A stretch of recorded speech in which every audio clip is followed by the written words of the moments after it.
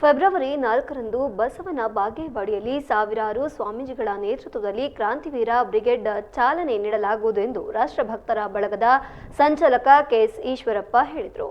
ಇಂದು ಸುದ್ದಿಗೋಷ್ಠಿಯಲ್ಲಿ ಮಾತನಾಡಿದ ಅವರು, ಕ್ರಾಂತಿವೀರ ಬ್ರಿಗೇಡ್ ಎನ್ನುವುದು ಪಕ್ಷಾತೀತವಾಗಿದೆ.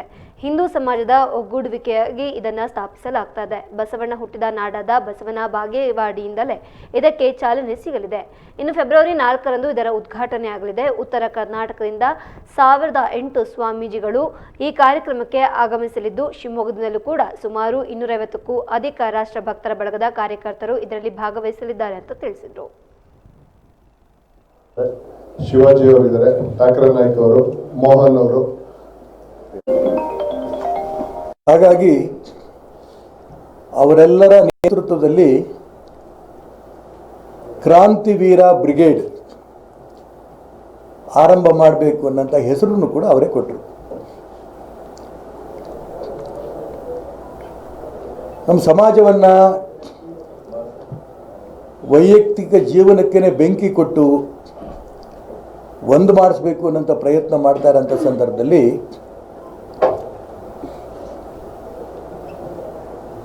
ಈ ಬ್ರಿಗೇಡಿನ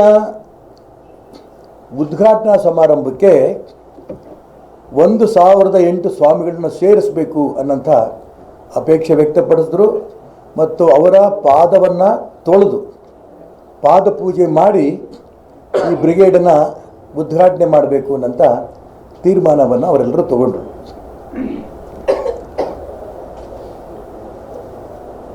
ಆದರೆ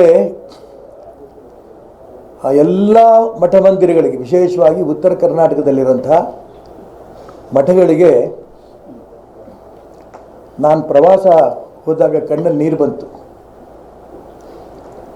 ಅತಿ ಹೆಚ್ಚಿನ ಮಠಗಳು ಎಲ್ಲ ಜಾತಿಯವ್ರದ್ದು, ಬ್ರಾಹ್ಮಣರದು, ಲಿಂಗಾಯತರದು, ಹಿಂದುಳಿದ ಸಮಾಜದ್ದು, ಅದೇ ರೀತಿ ದಲಿತ ಸಮಾಜದವರು, ಎಲ್ಲ ಸಮಾಜದ ಮಠಗಳು ಕೂಡ ಬಹಳ ದುಸ್ಥಿತಿಲಿದ್ದಾವೆ.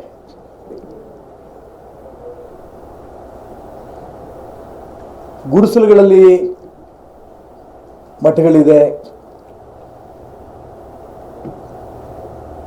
ಆರ್ಥಿಕವಾಗಿ ತುಂಬ ತೊಂದರೆಯಲ್ಲಿದ್ದಾರೆ. ಅದ್ಯಾವುದೂ ಲೆಕ್ಕಿಸ್ದೇನೆ ಬಹಳ ದೊಡ್ಡ ದೊಡ್ಡ ವಿದ್ವತ್ತಿಟ್ಕೊಂಡಿರುವಂಥ ವಿದ್ವಾಂಸರು, ಮಠಾಧೀಶರು ಸಮಾಜವನ್ನು ಜಾಗೃತಿ ಮಾಡೋದೇ ನಮ್ಮ ಉದ್ದೇಶ.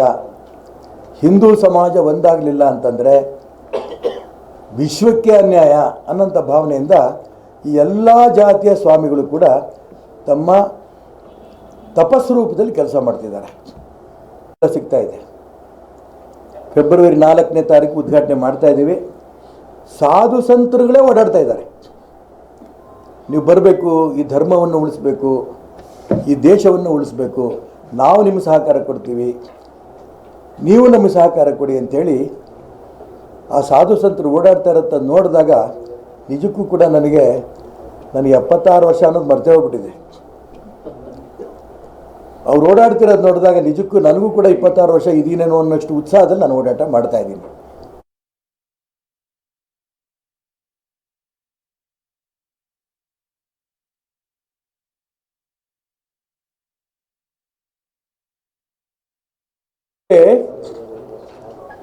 ಕೋಟ ಗ್ರಾಮದಲ್ಲಿ ಹಸುವಿನ ಬಾಲವನ್ನು ಕಟ್ ಮಾಡಿ ದುಷ್ಕರ್ಮಿಗಳು ಓಡೋಗಿದ್ದಾರೆ. ಮನುಷ್ಯರು ಹುಟ್ಟಿದ್ರು, ಅದೇ ದನಕ್ಕೆ ಹುಟ್ಟಿದ್ರು, ನನಗಂತೂ ಗೊತ್ತಿಲ್ಲ. ಇವರು ನೊಂದು ಹೇಳ್ತಾ ಇದ್ದೀನಿ ಈ ಮಾತು. ನಾನು ಮೊನ್ನೆ ನೋಡಿದ್ರೆ ಕನ್ನಡ ಪ್ರಭಾತದಲ್ಲಿ ಒಂದು ನೋಡಿದ್ರಿ, ಫೋಟೋ ತೆಗಿತಾರಂತೆ, ಗಬ್ಬ ಆಗಿರೋಂಥ ಹಸು ಫೋಟೋ. ಗಬ್ಬ ಆಗಿರೋಂಥ ಹಸು ಫೋಟೋ ತೆಗೆದು ವಾಟ್ಸಪ್ ಮುಖಾಂತರ ಕಳಿಸ್ತಾರಂತೆ.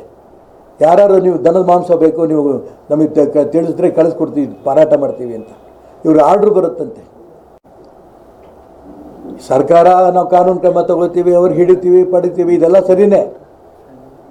ನನ್ನ ಕಣ್ಣಿಗೆ ಕೈಗೆ ಯಾರು ಸಿಕ್ಕರೆ ಅವ್ರ ಕೈ ಕಾಲು ಕಡ್ದೇ ಬಿಡ್ತೀನಿ.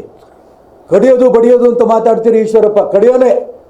ನಿಮ್ಮ ತಾಯಿ ಕಡಿದ್ರೆ ಸುಮ್ಮನಿರ್ತೀರಾ? ನೀವು ಕೆಚ್ಚಲು ಕಡಿದ್ರೆ ಸುಮ್ಮನಿರ್ತೀರಾ? ತಾಯಿದು ಗರ್ಭದ ಹಸು ಅದನ್ನು ಕಡಿದ್ರೆ ಸುಮ್ಮನಿರ್ತೀರಾ? ಭಾಳ ಸುಮ್ಮನೆ ಕಟ್ ಮಾಡಿಕೊಂಡು ಈ ರೀತಿ ಗೊಂದಲವನ್ನು ಕೋಮುಗಲಭೆಯನ್ನು ಉಂಟು ಮಾಡೋಕ್ಕೆ ಪ್ರಯತ್ನ ಮಾಡ್ತೀರಲ್ಲ, ಕೈಕಾಲು ಕಡಿಬೇಕೋ ಬೇಡ?